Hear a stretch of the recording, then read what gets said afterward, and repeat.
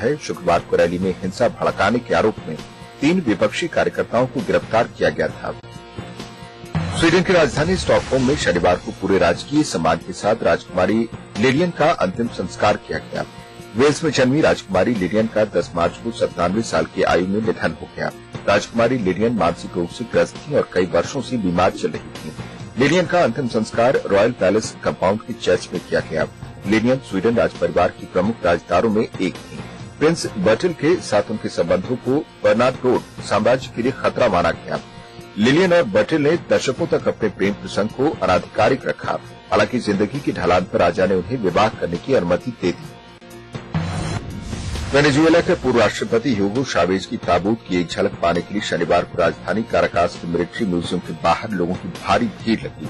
अंतिम संस्कार की लंबी प्रक्रिया को पूरा करने के लिए शुक्रवार को ताबूत को राजधानी के विभिन्न सड़कों से होकर मिलिट्री म्यूजियम लाया गया। सड़कों पर हजारों आम नागरिकों और समर्थकों ने उन्हें नम आंखों से आखिरी विदाई दी। चावेज ने इसी मिलिट्री म्यूजियम से 1992 में विफल सैन्य विद्रोह का नेतृत्व किया था। उत्तरी अमेरिका में कोलोराडो प्रांत के जंगलों में लगी भीषण आग ठंडी पड़ रही है। प्रशासनिक अमले की मशक्कत के साथ ही मौसम की मेहरबानी के चलते आग की लपटें कम हो रही हैं और स्थानीय लोगों को अपने घर लौटने की इजाजत दे दी गई। हालांकि एहतियात के तौर पर फिलहाल अग्निशमन दल के हेलीकॉप्टर और कार्यकर्ता मौके पर मौजूद रहेंगे। कोलोराडो के जंगलों में आग सबसे पहले शुक्रवार की सुबह देखी गई थी। प्रशासनिक अधिकारियों के मुताबिक सूखे पेड़ों की टहनियों की रगड़ के कारण चिंगारी निकलने से आग लगी थी, जो धीरे धीरे ठंडी पड़ रही है। ऑस्ट्रेलिया के सिडनी में सेंट पैट्रिक डे मनाने के लिए रविवार को हजारों की संख्या में लोग सड़क पर इकट्ठा हुए। इस मौके पर लोगों ने पारंपरिक पोशाक पहनकर जश्न मनाया। वहीं कई लोग झांकी के जरिए अपने खुशियों का इजहार किया। ऑस्ट्रेलिया में सेंट पैट्रिक डे 10 मार्च 1810 से मनाया जा रहा है। इधर अमेरिका के कई अहम शहरों में भी सेंट पैट्रिक डे को उत्साह के साथ मनाया जा रहा है। पारंपरिक पोशाक नृत्य के साथ युवा वर्ग इसको लेकर काफी उत्साहित है।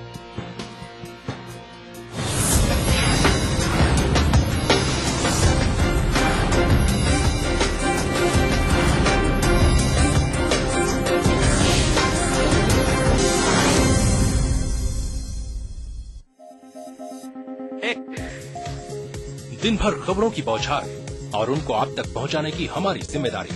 24 घंटे हमारी टीम इकट्ठा करती है विभिन्न घटनाओं को, खबरों को टटोलना और पेश करना, क्योंकि निडर और निष्पक्ष होकर सच्चाई को दिखाना ही है हमारा बुनियादी मकसद।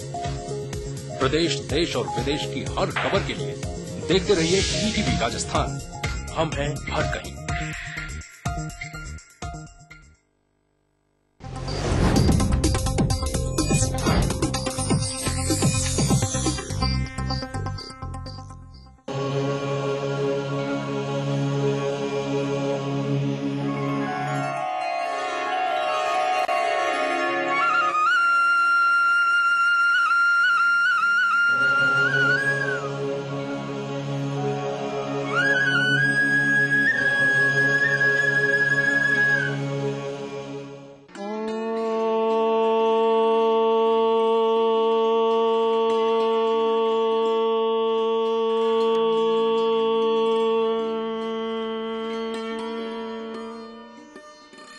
ईटीवी के सभी प्यारे दर्शकों का योग मंत्र में स्वागत है। मैं योग गुरु डॉक्टर महेंद्र सिंह और मेरे साथ में है मेरी सहयोगी डॉक्टर नेहा।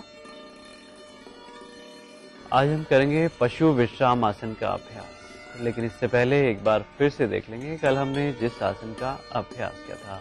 वीरभद्रासन को करने के लिए सबसे पहले अपने स्थान पर खड़े हो जाएंगे। शरीर को बिल्कुल एक सीध में रखते हुए दोनों पैर मिला लें। दोनों हाथ थाइस के पास में रखें, हाथ जिन्हा के पास में रखेंगे, दृष्टि सामने रखते हुए अब धीरे धीरे अपने बाएं पैर लेफ्ट लेग को आगे की तरफ लेकर आएं। पीछे से पैर को भी और थोड़ा सरका लें, अर्थात गैप रखें अधिकतम। अब दाएं पैर को घुटने से और अच्छे से मोड़ लें, बेंड कर लें। धीरे धीरे दोनों हाथ सामने लाते हुए नमस्कार की स्थिति में लाते हुए अधिकतम बैक थाइस की स्ट्रेचिंग करेंगे। हाथ बिल्कुल सीधे रखते हुए अपर आर्म्स को कान के टच करते हुए इस तरह से बदल बदल के करेंगे। पशु विश्राम आसन को करने के लिए सबसे पहले दोनों पैर सामने से खोल लेंगे। अब धीरे से अपने बाएं पैर को, लेफ्ट लेग को घुटने से मोड़ते हुए पीछे की तरफ ले जाएंगे और दूसरे पैर को घुटने से मोड़ते हुए एड़ी को जंघा के मूल में रखेंगे। अब धीरे धीरे श्वास लेते हुए दोनों हाथ ऊपर उठा लें और श्वास को पूरा बाहर निकालते हुए आगे की ओर झुकें। आंखें कोमलता से बंद रखें, चेहरे की मांसपेशियों को ढीला रखें और पीछे वाले पैर को इस तरह से रखें कि एड़ी के पास नितंब हो। श्वास लेते हुए धीरे धीरे दोनों हाथ ऊपर उठा लें, साइड से नीचे करें। इस तरह से बदल बदल के करेंगे। एक पैर को घुटने से मोड़ते हुए पीछे की तरफ ले जाएं, दूसरे पैर को घुटने से मोड़ते हुए एड़ी को जंघा के मूल में रखें अर्थात थाइस के बेस पर रखेंगे। अब जो पैर आगे की तरफ है उसी तरफ धीरे धीरे श्वास लेते हुए दोनों हाथ पूरे ऊपर उठा लें और श्वास को पूरा बाहर निकालते हुए झुकें। हाथ के हथेलियों को बिल्कुल सीधा रखते हुए शरीर को बिल्कुल ढीला छोड़ दें इस स्थिति में और फाइनल पोजीशन में कोशिश करें श्वास को रोकने की, अर्थात पहले श्वास को बाहर निकालते हुए झुकें, फिर श्वास को हल्का सा रोकें और बिल्कुल धीरे धीरे श्वास लेते हुए वापस दोनों हाथ ऊपर उठा लें और साइड से नीचे करेंगे। एक बार फिर से देखें इस आसन को। सबसे पहले दोनों पैर सामने से इस तरह से खोल लें और एक पैर को घुटने से मोड़ते हुए एड़ी को नितंब के पास में रखें। श्वास लेते हुए हाथ ऊपर उठा लें पूरा और श्वास को पूरा बाहर निकालते हुए आगे झुकें। बिल्कुल स्वस्थ हैं तो श्वास को रोके रखने की कोशिश करें इस स्थिति में और बिल्कुल धीरे धीरे श्वास लेते हुए दोनों हाथ ऊपर उठा लें और साइड से नीचे कर लें। रिलैक्स करेंगे। दोनों पैरों को सामने की तरफ खोलते हुए विश्राम कर लें। शिथिलीकरण का बेहद उपयोगी है ये आसन, पशु विश्राम आसन का अभ्यास। जैसा कि नाम से विदित है, पशु अपना विश्राम इसी पोजीशन में, इसी स्थिति में आकर करते हैं। तो शारीरिक थकावट को दूर करने के लिए बेहद उपयोगी है ये पशु विश्राम आसन का अभ्यास।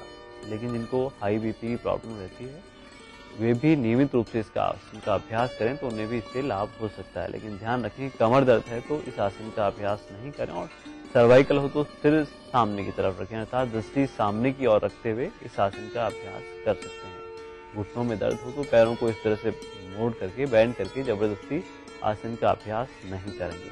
आज का योग मंत्र है, हमें खाना खाने के 1 घंटे पहले और 1 घंटे बाद ही पानी का सेवन करना चाहिए और वैसे भी पूरे दिन के अंदर हर 1 घंटे में 1 गिलास पानी हमें अवश्य पीना चाहिए।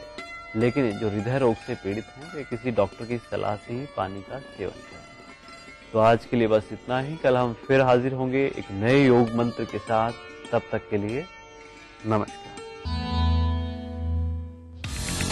अब सिर्फ बड़े शहरों की चकाचौंध ही नहीं, छोटे शहरों के भी होंगे जलवे। खबरें सिर्फ बड़े शहरों की नहीं, छोटे शहरों की भी मिलेंगी। मारो शहर में देखिए इस समय पर।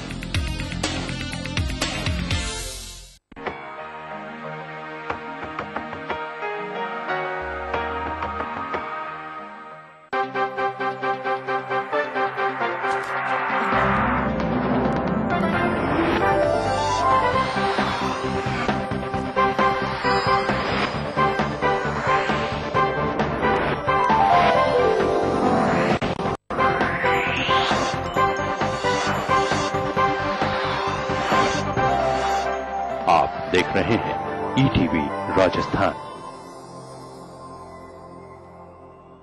इस कार्यक्रम के सह प्रायोजक हैं महिंद्रा ट्रैक्टर्स, 29 सालों से नंबर 1।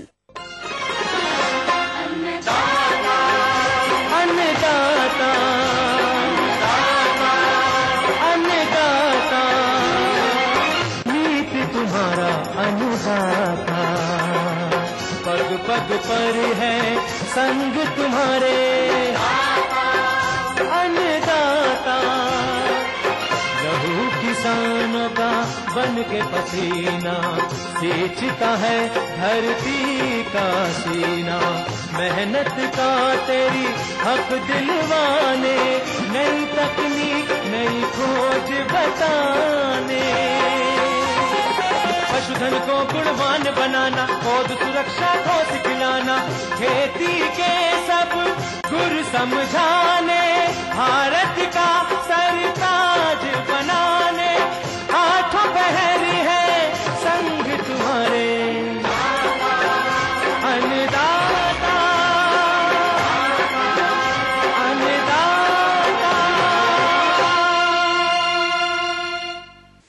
नमस्कार। आज के अन्नदाता कार्यक्रम में आप सभी किसान भाइयों का हार्दिक स्वागत है। कार्यक्रम की शुरुआत करने से पहले आइए देखते हैं आज दिखाई जाने वाली जानकारियों की कुछ मुख्य झलकियां। नींबू के फलोद्यान में लगने वाले कीट एवं रोगों का प्रबंधन कैसे करें?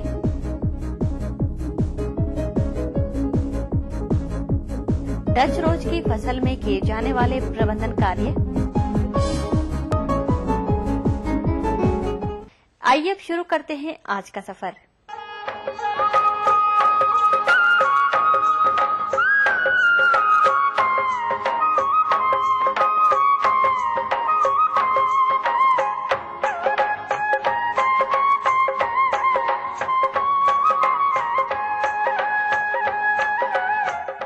फल उद्यानिकी के अंतर्गत नींबू के उद्यान प्रदेश में काफी देखने को मिलते हैं, जिसकी मांग बाजार में वर्ष भर बनी रहती है।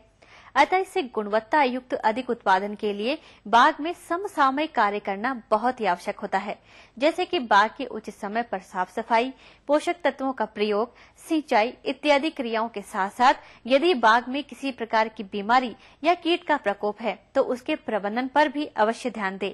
यदि इसमें लगने वाले रोगों की बात करें तो गमोसिस, विल्ट, कैंकर इत्यादि आते हैं और यदि इन बीमारियों से पौधे ग्रसित हो जाते हैं और उचित प्रबंधन नहीं किया जाता है तो इसका प्रभाव वर्तमान उत्पादन के साथ अगले फलन पर पड़ता है।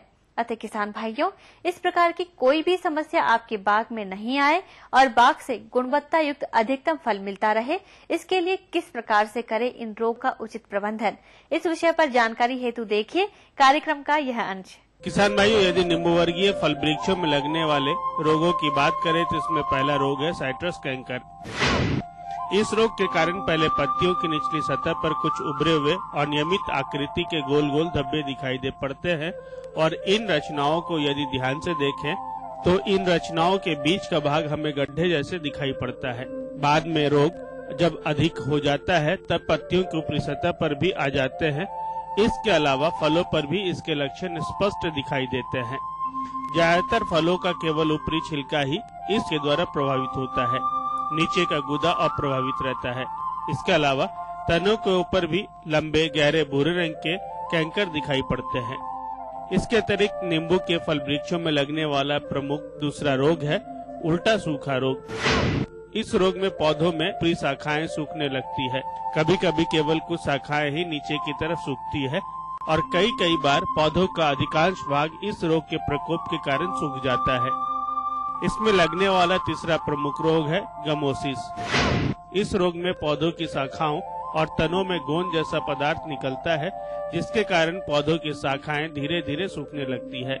इस रोग के प्रबंधन के लिए हमें कुछ बातों पर ध्यान देना चाहिए। सबसे पहले तो हमें जो भी प्रभावित या ग्रसित शाखाएं या पत्तियां दिखाई दे उन्हें काट कर नष्ट कर देना चाहिए और कटे हुए भाग पर बोडोपेस्ट लगा देना चाहिए। कॉपर ऑक्सीक्लोराइड नामक फफूंदनाशी दवा का 3 ग्राम प्रति लीटर पानी के हिसाब से घोल बनाकर छिड़काव करना चाहिए। इसके अलावा कुछ और दवाएं भी उपलब्ध हैं, जैसे स्ट्रेप्टोसाइक्लिन का भी उपयोग कर सकते हैं। इसके अलावा बाग की साफ सफाई पर भी ध्यान देना चाहिए।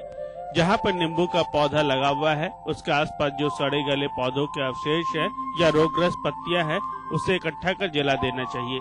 इसके अलावा संतुलित उर्वरकों का प्रयोग अवश्य करना चाहिए। इसके लिए जिंक और पोटाश अवश्य पौधों को देना चाहिए, जिससे पौधों की रोग प्रतिरोधक क्षमता बढ़ती है। नींबू के पौधों के आसपास पानी का जमाव नहीं होना चाहिए। जल निकास का उचित व्यवस्था होनी चाहिए।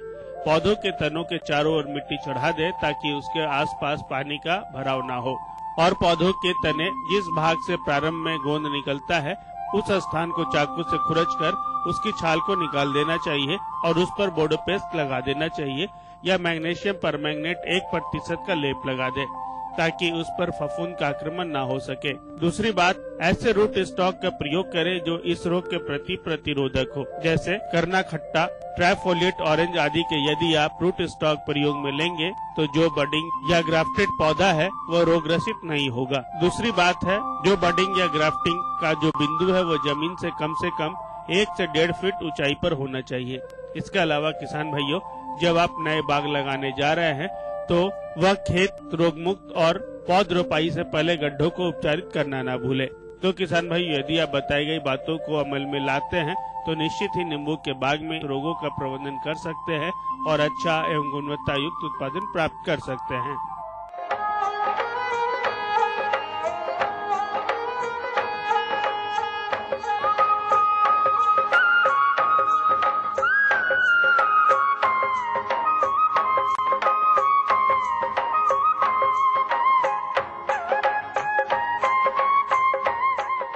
फूलों के अंतर्गत हमारे किसान भाई विभिन्न प्रकार के फूलों की खेती करते हैं, जिसके अंतर्गत आज हम बात करेंगे पॉली हाउस में डच रोज की खेती के बारे में, जो कि किसानों के लिए आकर्षण का केंद्र बना हुआ है। क्योंकि अन्य फूलों की तुलना में इसकी खेती में लागत ज्यादा है, परंतु इससे मिलने वाले लाभ को देखते हुए बहुत से किसान इसे अपना रहे हैं। परंतु हम यहाँ किसान भाइयों को यह बताना चाहेंगे कि इसकी खेती केवल अपना लेने मात्र से ही आपको लाभ नहीं मिल पाएगा, जब तक कि इसमें दिन प्रतिदिन किए जाने वाले प्रबंधन कार्यों को सुचारू रूप से नहीं करेंगे तो फसल में अनेक प्रकार की समस्याएं आ सकती हैं। फलस्वरूप डच रोज की खेती से नुकसान उठाना पड़ सकता है। और यदि इसके प्रबंधन कार्यों की बात करें तो मुख्य रूप से सिंचाई, पोषक तत्व प्रबंधन, पौध सुरक्षा तथा पॉली हाउस का वातावरण प्रबंधन आदि ऐसे महत्वपूर्ण कारक हैं।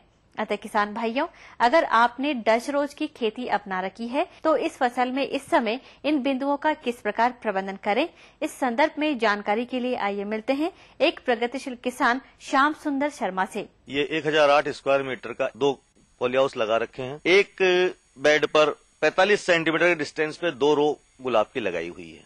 पौधे से पौधे के बीच का डिस्टेंस है वो 17 सेंटीमीटर का है और इनके 45 सेंटीमीटर का दोनों लाइनों के बीच में दूरी है। इरिगेशन के लिए इसमें ड्रिप सिस्टम लगाया हुआ है जो तकरीबन 20 मिनट से 25 मिनट प्रतिदिन मैं इसमें पानी देता हूँ। इसी के साथ में फर्टिलाइजर आ जाती है। इसमें दिन में 3-4 बार इसमें मिस्ट चला देते हैं जो 1 मिनट आधा मिनट के लिए मुश्किल से चलाया जाता है। ये इसमें ह्यूमिडिटी मेंटेन करने के लिए चलाया जाता है। पानी की मात्रा गर्मियों में जरा सी बढ़ जाती है, सर्दियों में कम हो जाती है। जहां तक फर्टिलाइजर का सवाल है, एक ग्रीन हाउस को 800 ग्राम के आसपास पोटेशियम नाइट्रेट और कैल्शियम नाइट्रेट ये ड्रिप के साथ में दी जाती है। अल्टरनेट डेज चलता है, एक बार नाइट्रेट और एक बार फॉस्फेट, ये इसकी ग्रोथ के लिए दिए जाते हैं। फिर एक दिन इसमें हम ह्यूमिक एसिड, उसकी मात्रा तो बहुत ही सूक्ष्म मात्रा के अंदर डाला जाता है। उसको 0.1 ग्राम के आसपास डालते, ज्यादा नहीं डालते उसको। वो ग्रोथ के लिए और इसके पत्तियों में शाइनिंग वगैरह आती है, ग्रोथ लेती है। फर्टिलाइजर का पूरा उपयोग उससे हो जाता है। साथ एक दिन के लिए सल्फेट साइड डालते हैं तो उसमें मैग्नीशियम सल्फेट, पोटेशियम सल्फेट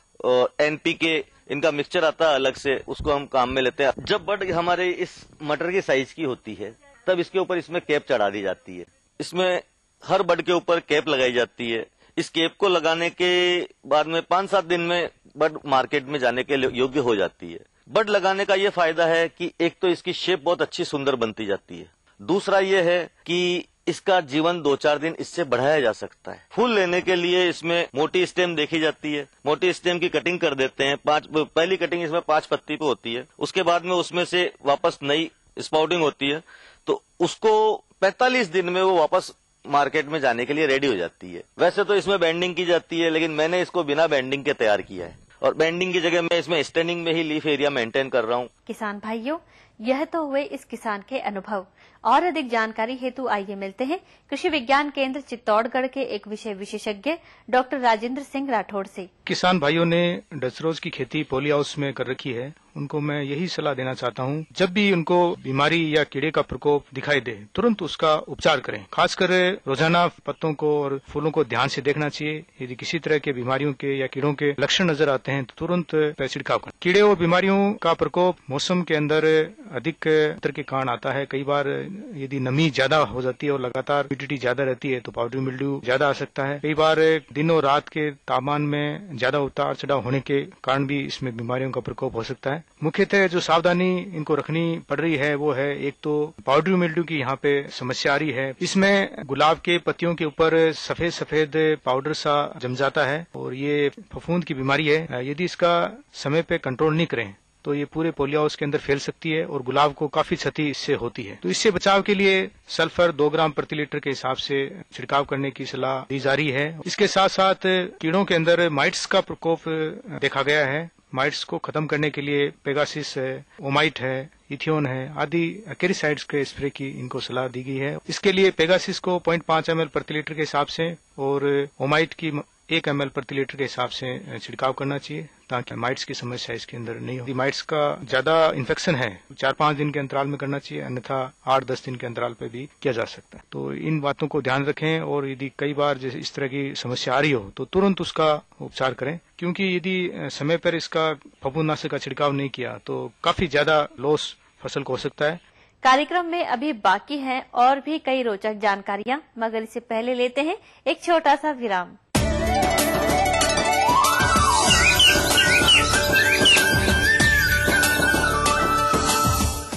सतारा जिले की रामबाबू पाटिल महिंद्रा फाइनेंस को जब मिलने आए थी, उनके पास सिर्फ पुरखों की जमीन, ट्रैक्टर कहाँ था, सिर्फ हौसला था मन में पक्का, जिसे हमने पहचाना। जहाँ दूसरों ने देखा सिर्फ एक आम बंदा, हमने देखी बंदे की कमाने की क्षमता। इसीलिए कहते हैं वाहन कोई भी हो, लोन हम देंगे। महिंद्रा फाइनेंस, बंदे में दम, पहचाने सिर्फ हम।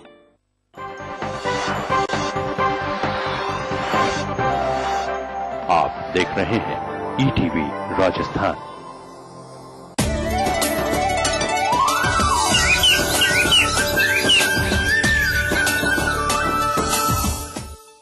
विराम के बाद एक बार पुनः आपका स्वागत है।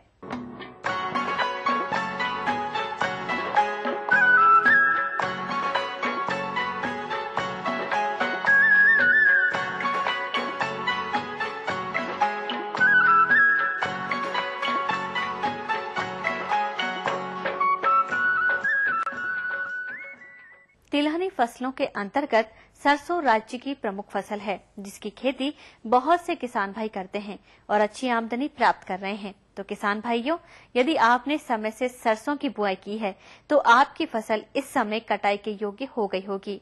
अतः आपको फसल की कटाई के पूर्व व पश्चात कुछ प्रबंधनों पर ध्यान देने की आवश्यकता होती है, जैसे कि कटाई पूर्व कटाई योग्य फसल की पहचान करना, कटाई के उपरांत उसका रखरखाव, गहाई तथा भंडारण इत्यादि, जिससे कि आपको अधिक उपज मिले और उसकी गुणवत्ता प्रभावित न हो।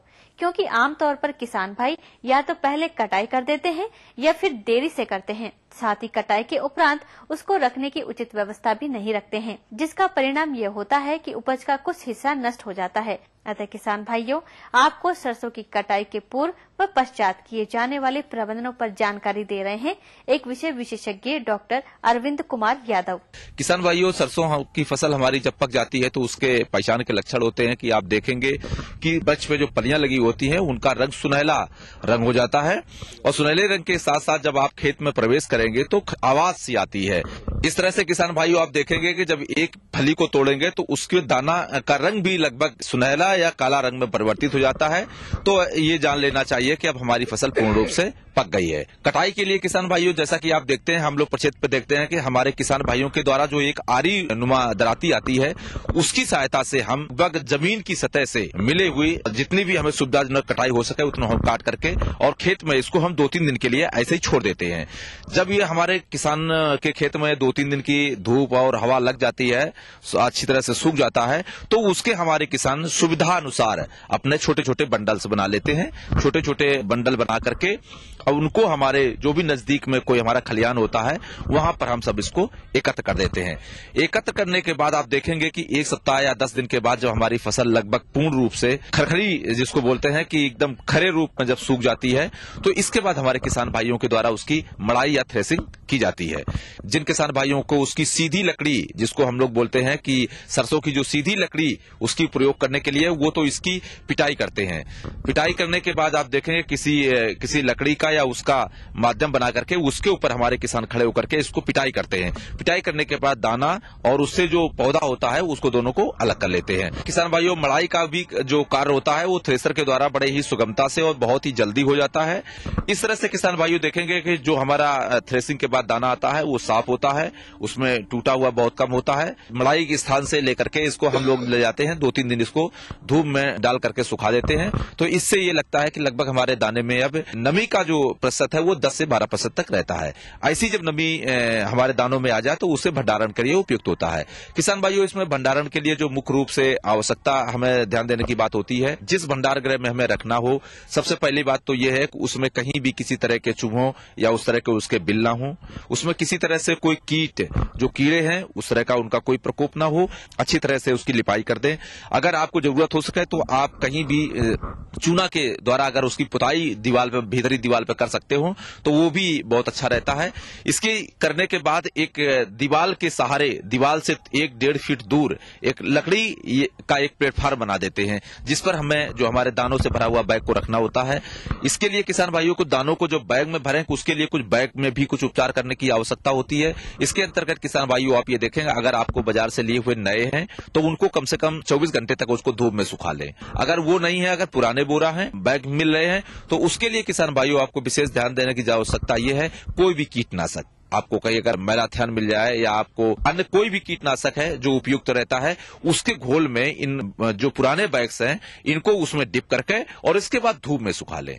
जब धूप में उलट पलट करके देख लें कि अच्छी तरह से सूख जाए, इसके बाद बोरे को ले आकर के उसमें जो हमारा ये सूखा हुआ सरसों हमारी है इसको अच्छी तरह से भर करके और जो हमारे पास उसकी पैकिंग करेंगे, सील पैकिंग करेंगे, वो भी बहुत अच्छी तरह से करेंगे ताकि उसमें हवा या अन्य कीड़ों का प्रवेश बोरों में न हो पाए। इस तरह से अच्छी तरह से भरे हुए बैग्स को किसान भाइयों एक दीवार के सहारे जो प्लेटफार्म बनाया जाता है उसमें अच्छी तरह से एक जो छल्ली तरह से एक तरह से गिन गिन करके लगा करके अच्छी तरह से लगा देंगे और भंडारण करने के बाद उसमें उस भंडार गृह में जो भी खिड़की हो, जो भी वेंटिलेटर्स वगैरह हो, उनको एयर टाइट कर दें, उनमें किसी तरह से हवा का प्रवेश न होने पाए। इस तरह से जब बोरों को भर करके और मेन गेट को भी बंद करके अच्छी तरह से भंडारण करके और इसको जब भी हमारे बाजार में किसान भाई को उपयुक्त उसका रेट मिले, उसका उपयुक्त मूल्य मिले, उसी समय इसको ले आकर के बाजार में बेचना चाहिए।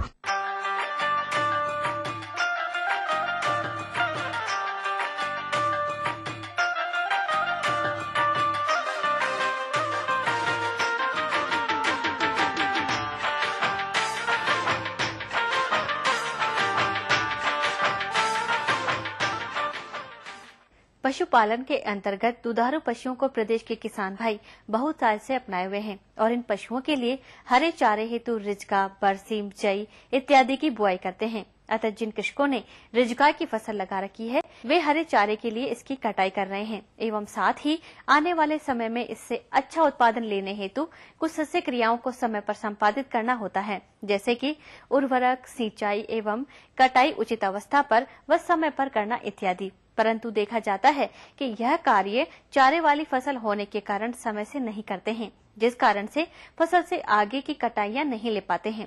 साथ ही फसल की बढ़वार प्रभावित होती है और चारे की पौष्टिकता में भी कमी आ जाती है। अंततः किसानों को कम व गुणवत्ताहीन चारे की प्राप्ति होती है। अतः किसान भाइयों, यदि आपने भी रिजका की फसल लगा रखी है तो किन किन महत्वपूर्ण पहलुओं को ध्यान में रखकर कौन कौन से सस्य प्रबंधनों को अमल में लाएं ताकि फसल से आशातीत व पौष्टिकता युक्त चारे की प्राप्ति हो। इस संदर्भ में जानकारी के लिए देखिए कार्यक्रम का यह अंश। रिजके में मुख्य रूप से 3 प्रभावी बिंदुओं का ध्यान रखना होता है। इन 3 प्रभावी बिंदुओं में प्रथम है उर्वरक प्रबंधन, दूसरा सिंचाई प्रबंधन और तीसरा कटाई का प्रबंधन। इनमें अपन उर्वरक का प्रबंधन जो पहला बिंदु है उसका किस तरह से करें। प्रारंभ में बुआई के समय 20 किलो प्रति हेक्टर नाइट्रोजन, 60 से 80 किलो प्रति हेक्टर फास्फोरस की मात्रा पहले दे देते हैं। इसके बाद जो कटाई का समय आता है 55 से 60 दिन पे जो प्रथम कटाई करते हैं, प्रथम कटाई के बाद 30 से 40 किलो प्रति हेक्टर यूरिया डालते हैं और उसके बाद जो दूसरी कटाई है जो 30 से 35 दिन बाद करते हैं, दूसरी कटाई को छोड़कर जो 30-35 दिन बाद में जो तीसरी कटाई करते हैं उस समय फिर यूरिया की मात्रा अपने को 30 से 40 किलो प्रति हेक्टर की दर से देनी चाहिए। अर्थ ये हुआ कि यूरिया की जो मात्रा है एक कटाई छोड़कर दूसरी कटाई पर यूरिया की मात्रा दें, हर कटाई के ऊपर यूरिया नहीं दें और अधिक मात्रा भी नहीं दें। अधिक मात्रा देने के कारण से ही अगली फसल भी हमारी कमजोर होती है। उसका भी मुख्य कारण यही है। नाइट्रोजन की मात्रा, यूरिया की मात्रा जब खेत में ज्यादा हो जाएगी तो जीवांश की जो मात्रा है खेत में वो नष्ट होगी, वो खत्म हो जाएगी और जीवांश की मात्रा कमजोर होने के कारण से, खत्म होने के कारण से अगली फसल में उर्वरक लेने की क्षमता ही नहीं रह पाएगी, इसलिए अगली फसल भी कमजोर हो जाएगी। तो विशेष रूप से इस बात का भी ध्यान रखें। उर्वरक का उचित प्रबंधन करें। इसी तरह से जो कटाई है, आमतौर पर किसान 20 दिन पर कटाई ले लेते हैं क्योंकि यूरिया भी ज्यादा देते हैं, और यदि यूरिया की मात्रा नियंत्रित करने के बाद कटाई को यदि 30 से 35 दिन पर कर लिया जाए तो ये ज्यादा उचित होगा और लंबे समय तक भी ये फसल चलेगी और चारा भी अधिक किसान को मिलेगा। तौर पर किसान जो